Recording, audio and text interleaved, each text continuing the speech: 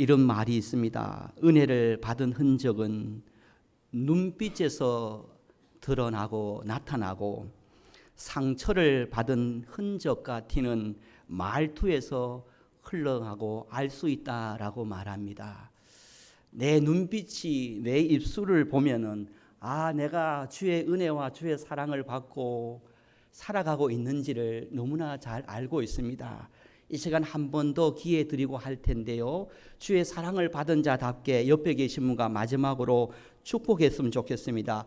옆에 계셔서 감동이고 설렙니다. 시작. 옆에 계셔서 감동이고 설레입니다. 아멘.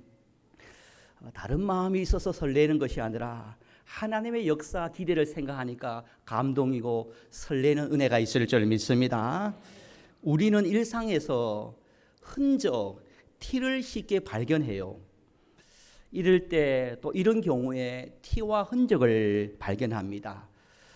나무의 잎사귀를 보면 그 나무가 건강한지 병든지 알 수가 있어요. 티가 납니다.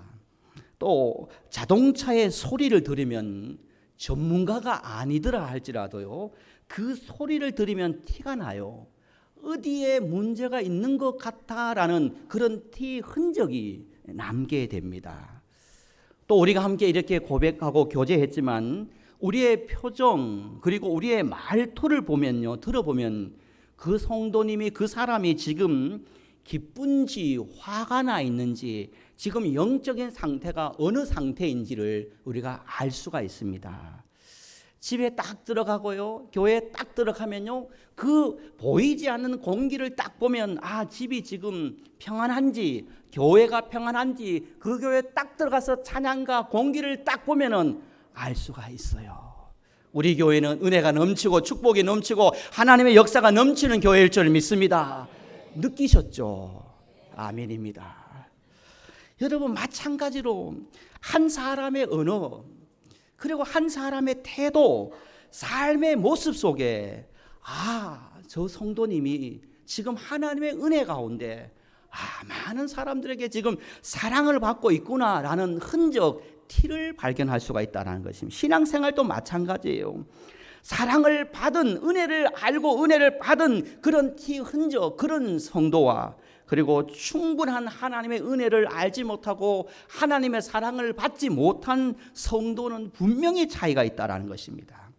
사랑받지 못한 티는 어떤 티가 있습니까? 그의 흔적은, 그의 삶은 항상 상처와 냉랭함으로 옆에 가면 싸늘합니다. 왜냐하면 사랑을 받지 못했기 때문인 것입니다. 불필요하게 경계심이 많고 남의 말에 쉽게 상처를 받습니다. 그리고 지나치게 매사에 인정받으려는 말과 행동으로 그 행동이 지나칠 때가 많아요. 왜 그러냐면요, 삶에 가장 가까이 있는 사람에게 사랑을 받지 못했거나 지금 또 그 하나님의 사랑을 느끼지 못할 때 그렇다는 것입니다. 은혜를 받지 못한 성도님은, 은혜를 받지 못한 티는 어떻습니까? 은혜를 받지 못하면, 매일매일 하나님의 은혜를 받지 못하면요, 삶 속에 불평이, 원망이 늘 가득 찹니다. 늘 은혜를 받지 못하면요, 사소한 섭섭함에도 교제를 쉽게 끊어버리는 것이. 왜 그렇습니까? 내 안에 하나님의 은혜가 강같이 충만하지 않기 때문에 그 사소한 섭섭함에도 못마땅함에 쉽게 교제를 단절하는 그 이유가 우리가 그 하나님의 은혜를 받지 못한 티, 흔적 중에 하나이라는 것입니다. 교만한 티도 있습니다. 불안한 티도 있습니다. 용서하지 못한 티도 있습니다. 인정받고 싶은 티도 있습니다. 여러분, 또한 서로 비교하면서 다른 사람의 형편을 보고 자주 불만을 느끼며 또 비교하면서 나타나는 티도 있습니다. 여러분, 우리의 삶의 티가, 흔적이 너무나 많습니다. 특별히 하나님의 은혜와 하나님의 사랑을 받지 못하는 티, 흔적은 우리의 삶에 너무나 치명적인 영적인 위기를 초래할 수 있는 것입니다. 누가복음 2장 52절에 보면 하나님 이런 말씀을 합니다. 예수는 지혜와 키가 자라며, 이렇게 그 다음에 이렇게 되어 있습니다. 하나님과 사람에게 더 사랑스러워 가시더라. 하나님과 사람들에게 더 사랑스러워 가시더라. 예수님이 하나님과 사람들에게 사랑과 은혜를 받았다라는 거예요. 그 예수님이 하나님과 사람들에게 충분한 은혜와 사랑을 받으니까 예수님의 십자가, 그것이 여러분 걸림돌이 되지 않았습니다. 죽어가는 수많은 영혼들을 위해서 자기의 목숨도 던질 수 있는 그 결대한 위대한 헌신이 어디서 출발했겠습니까? 남들보다 더 특별한 성정을 가지고 있고 아니면 더 능력을 가지고 있고 그런 것도 있겠지만, 그러나 근원적인 것은 뭐냐면요, 어릴 적부터 모든 삶의 가정에 부족하고 부족하더라도 그러나 하나님의 사랑을, 부모의 사랑을, 형제의 사랑을, 성도의 사랑을 충분히 받으니까 어떤 결핍이 있어도 그 결핍이 그 인생의 걸림돌이 되지 않고, 예수님은 십자가에서도 많은 성도님을 위해 목숨까지 던질 수 있는 그 위대한 힘이 바로 하나님의 사랑과 은혜와 모든 성도님의 은혜와 사랑이었다라는 것입니다. 여러분, 그러므로 우리의 믿음 생활에, 우리의 인생에 하나님의 은혜와 하나님의 사랑은 너무나 중요해요. 바울의 인생을 보면, 오늘 본문에 보면 바울이 그 이야기를 합니다. 바울이 하나님으로부터 사랑과 은혜를 받은 후와 받기 전의 차이를 분명히 우리에게 소개하고 있습니다. 오늘 본문 13절 우리 한번 함께 합독을 해 보도록 하겠습니다. 13절입니다. 시작. 내가 전에는 비방자요 박해자요 폭행자였으나 도리어 긍휼을 입은 것은 내가 믿지 않을 때 알지 못하고 행하였습니다. 할렐루야. 내가 전에는, 사도 바울이 내가 전에는 이라는 말씀을 하고 있어요. 전에는 어떤 전입니까? 하나님의 은혜와 하나님의 사랑을 알지도 못하고 느끼지도 못하고 깨닫지 못하고 받기 전에는, 내가 그 전에는 어떤 삶을 살았다고 말합니다. 비방자였다, 그리고 박해자였다, 그리고 폭행자였다라고 말합니다. 하나님의 은혜를 받지도 않고 하나님의 은혜를 알지도 못하고 하나님의 사랑을 받지도 못하고 하나님의 사랑을 느끼지도 못하는, 은혜와 사랑을 알지 못할 때의 삶은 비방하였고 박해하였고 폭행하였고 비판하였고 남에게 상처 주고 나를 힘들게 하고 못 살게 하는, 믿는 자를 잡아 죽이는 그러한 악한 행동을 하며 살았다라는 것입니다. 그런데 그런 바울이 어떻게 변화됩니까? 어떻게 위대한 바울로 변화됩니까? 14절에 보면요, 이런 위대한 말씀이 있습니다. 우리 14절 말씀을 함께 합독했으면 좋겠습니다. 14절입니다. 시작. 우리 주의 은혜가 그리스도 예수 안에 있는 믿음과 사랑과 함께 넘치도록 풍성하였도다. 할렐루야. 여러분, 사도 바울이 사도 바울 될 수 있었던 이유가 있어요. 어떤 은혜였습니까? 어떤 것이었습니까? 사도 바울이 사도 바울 될 수 있었던, 비방하고 박해하고 폭행하고 상처 주고 또 괴롭히고 힘들게 하며 살았던 그 바울이 위대한 복음의 전파자로, 위대한 하나님의 사람으로 세워질 수 있는 결정적인 출발이 바로 여기인 것입니다. 14절 말씀처럼 주의 은혜가 사랑과 함께 넘치도록 풍성하였도다. 바울이 바울 될 수 있었던 출발은 주님의 은혜가 바울에게 부어지고 주님의 사랑이 바울에게 부어지고 주님의 은혜와 주님의 사랑이 느껴지는 순간, 여러분, 바울은 위대한 하나님의 사람으로 세워지는 하나님의 역사가 임했는 것입니다. 여러분, 우리 교회도, 여러분 삶에도 주의 은혜와 주의 사랑이 회복되기를 소망합니다. 이것이 부족하고 저것이 부족하고 이 사람이 못하고 저 사람이 이렇게 다를지라도 여러분 안에, 내 안에 주의 사랑과 주의 은혜가 넘치면 그것을 넉넉히 뛰어넘을 수 있는 하나님의 역사, 하나님의 사랑이 될 줄 믿습니다. 우리 교회가 이런 교회 되기를 소망합니다. 세상 어디서도 받을 수 없는 위로와 사랑과 은혜가 우리 교회에 충만하기를 소망합니다. 이번 주간요, 요즘 자주 내려오셔요. 부모님이, 우리 성도님들이 좋은 사택을 마련해 주셔서 그런 것 같아요. 예전에는 안 자고 바로 가셨는데 요즘은 충분히 주무시고 가셔서 너무 감사해요. 이번 주에 내려오셔서 2박 3일 휴가차 내려오셔가지고 쉬고 가셨는데, 제가요 평소에 목사님들과 함께 지인들과 함께 이렇게 식당을 가거나 커피숍을 가면요, 너무 좋으면은 여기에 나중에 우리 사랑하는 장로님들 꼭 모시고 와야겠다, 우리 권사님들, 우리 집사님들, 성도님들 꼭 모시고 와야겠다, 안 믿는 것 같은데. 아멘입니까? 부모님, 아내와 자녀들을 데리고 와야겠다 그런 생각이 들어서 장모님, 장인어른을 모시고 그 카페 식사를 대접하고 그 카페에 갔습니다. 그러니까 장모님, 장인어른이 너무 좋아하는 거예요. 카페 옆에는 별 거 없어요. 장모님이 그런 말씀을 하시더라고요. 김서방, 김 목사, 집이 폐가인데도 여기서 보니까 아름답네, 그런 겁니다. 제가 보기엔 아름답지 않아요. 곧 무너질 건 폐가예요.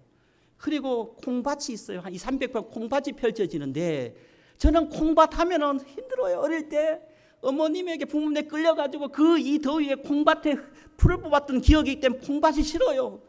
그런데 장모님은 그 200~300평 펼쳐진 콩밭을 보면서 김 목사, 콩밭이 너무 좋다 그러는 거예요. 그런데요, 이렇게 총구석에 이렇게 골짜기에 어디서 그래 사람이 많이 들어오는지 생각을 해봤어요. 딱 3가지더라고요.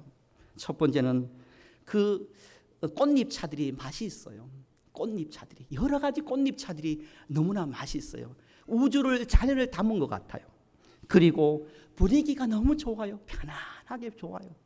그리고 사장님이 직원들이 너무 친절해요. 맛이 좋고 분위기가 좋고 친절하니까요, 어디서든지 포항, 경주, 영천에서 막 오는 거예요. 기도했어요. 우리 교회도 지금 그렇지만 맛있는 교회, 분위기 좋은 교회, 친절한 교회, 주의 은혜가, 주의 사랑이 넘치는 교회가 되어서 사방 동서남북에서 주의 백성들이 몰려오고 부흥하는 하나님의 역사가 있을 줄 믿습니다. 내가 그렇게 만들어 가는 거예요. 누가 그렇게, 목사님이 만드셔야 되죠. 장로님이 그렇게 아니에요. 우리가 그렇게 만들어 갈 때 하나님의 역사가 임하는 거예요. 바울이 전에는요, 하나님의 은혜와 하나님의 사랑을 체험하기 전에는요, 사람들을 힘들게 했어요. 사람들을 비판했어요. 사람들에게 상처 줬어요. 그런 삶을 살았던 바울이 하나님의 은혜와 사랑을 충분히 받으니까요, 바울이 이런 고백을 합니다. 여러분 15절 말씀을 함께 합독을 해봅니다. 15절입니다. 시작. 밋보다 모든 사람이 받을 만한 이 말이요, 그리스도 예수께서 죄인을 구원하시려고 세상에 임하셨도다. 내가 죄인 중에 내가 됐습니다. 사도 바울이 주의 은혜와 주의 사랑을 깨닫고 고백받으니까요, 지금까지는 자기가 최고인 줄 알았어요. 내가 그래도 문화적으로, 학문적으로, 환경적으로 내가 로마의 시민을 가지고 내가 최고야 라고 생각했던 그 바울이 주님의 은혜와 주님의 사랑을 느끼고 받고 깨달으니까 사도 바울이 이런 고백을 하잖아. 나는 죄인 중에 괴수다 라고 말하고 있습니다. 여러분, 은혜를 받은 자만이 고백할 수 있는 거예요. 하나님의 사랑을 아는 자만이 고백할 수 있어요. 더 나아가 에베소서 3장 8절에 보면 모든 성도 중에 지극히 작은 자보다 더 작은 나, 그리고 고린도전서 15장 9절에 보면 사도들 중에 가장 작은 자 나, 이렇게 말합니다. 하나님의 은혜를 받으니까 사도 바울이 가장 작은 자입니다. 저는 가장 죄인입니다 고백을 하잖아요. 여러분, 교회는 그런 거예요. 하나님의 은혜를 날마다 사모해야 돼요. 하나님의 사랑을 늘 사모해야 돼요. 하나님의 은혜와 사랑이 떠나고 하나님의 은혜와 사랑이 메말라 버리면 전에처럼 사도 바울처럼 비판하고 비반하고 상처 주고 욕하고 그런 삶을 살아갈 수밖에 없는 인물이, 그런 부족한 존재가 우리라는 것입니다. 여러분, 또 사도 바울이요, 하나님의 은혜와 사랑을 받으니까요, 두 번째로 어떤 삶을 살아갑니까? 여러분 16절을 우리 한번 함께, 죄송하지만 합독했으면 좋겠습니다. 시작. 그러나 내가 긍휼을 입은 까닭은 예수 그리스도께서 내게 먼저 일체 오래 참으심을 보이사 후에 주를 믿어 영생을 얻는 자들에게 본이 되게 하려 하십니다. 할렐루야. 사도 바울이 내가 그런 사랑을 받았다는 것입니다. 그래서 내가 그렇게 살아가기를 원한다고 말하면 어떤 사랑입니까? 일체 오래 참으심을 보이사, 일체 오래 참으사 모든 믿음을 구원이 필요한 자들에게 본이 되게 하심이라. 여러분, 주님의 사랑을, 주님의 은혜를 여기 풍성히 채우면요, 어떤 상황 가운데서도 오래 참으신 주님처럼 내가 후일을 기대하며 오래 참게 되는 하나님의 풍요하심의 은혜가 있을 줄 믿습니다. 여기에 하나님의 은혜와 하나님의 사랑이 없으면요, 내가 왜 참아? 내가 왜 참아? 억울해 죽겠어. 절대 못 참지. 내가 절대 손해 못 보지. 그래요. 그러나 여기에 하나님의 은혜와 여기에 하나님의 사랑이 풍성하면 여러분 오래 참으사, 오래 참음을 우리를 보고 본이 되어서 문 영혼이 세워지고 회복되어지는 하나님의 영광, 하나님의 은혜가 임하는 주의 축복과 주님의 역사가 임할 줄 믿습니다. 여러분 교회도 그래요. 교회도 은혜와 사랑을 붙들고 사랑의 은혜가 넘치는 교회와 그렇지 않는 가정은 차이가 있습니다. 여러분 사랑과 은혜가 충만한 교회는 어떤 모습입니까? 작은 실수에도 용납합니다. 지체를 판단하기보다는 회복을 생각하며 기도해 줍니다. 격려해 줍니다. 감사합니다. 축복해 줍니다. 그런데 반대로 하나님의 은혜와 사랑이 부족한 교회는 어떤가요? 정죄하고 비판하고 서로 경쟁하고 여러분 시기와 미움으로 여러분 사람을 실수하면 낙인 찍어버립니다. 가정도 똑같습니다. 하나님의 은혜가 사랑이 넘치는 가정은 자녀가 실수하면 괜찮아. 하나님의 은혜와 사랑이 떠나면 내가 그를 쏘았대. 그만해 그럴 줄 알았지. 이렇게 말하죠. 그러나 하나님의 은혜와 사랑이 넘치면 괜찮아. 문제없어. 다시 기회가 있을 거야. 하나님께서 도와주셔. 내가 기도할게. 이런 축복의 역사가 은혜가 우리에게 임하는 것입니다. 우리 교회가 여러분 가정이 그런 교회와 가정 되기를 축복하고 소망합니다. 아우구스티누스는 이런 말합니다. 은혜 없이는 아무것도 할 수 없고 사랑이 없이는 아무것도 무의미하다라고. 존 스토트 목사님은 은혜는 죄인을 의인으로 바꾸고 사랑은 원수를 형제로 바꾼다. 이 모든 것이 은혜와 사랑의 위대함이다라고 말하고 있습니다. 사랑하는 성도 여러분, 여러분들을 다시 세상으로 가정으로 파송합니다. 우리가 다시 주의 은혜와 주의 사랑으로 무장하여 출발하기를 원합니다. 그래서 여러분을 통해서 내가 주의 은혜와 사랑을 알기 전과 후가 완전히 다른, 전에는 비판하고 전에는 욕하고 전에는 미워하고 상처 줬던 나의 삶이 주의 은혜와 사랑으로 이제는 모든 일체의 오래 참음으로 본이 되어주고 거룩한 영향력을 끼치고 또 그 하나님의 은혜와 사랑으로 나는 작은 자입니다. 저는 겸손해야 합니다. 이 마음을 가지고 오늘 또 살리는, 세우는 저와 여러분을 통해서 구원의 통로로 쓰임받는 우리 모든 성도님들이 되어지기를 예수님의 이름으로 간절히 축복합니다. 아버지 하나님 너무너무 감사해요. 주님의 날을 주셔서 하나님께 예배 드릴 수 있는 체력을 주시고 은혜를 주시고 믿음을 주시고 그리고 우리 사랑하는 성도님들과 다시 한 주간 만나서 얼굴을 보고 교제하며 축복하며 하나님의 은혜를 풍성히 나눌 수 있는 그 복된 거룩한 은혜의 시간을 허락하여 주시니 감사합니다.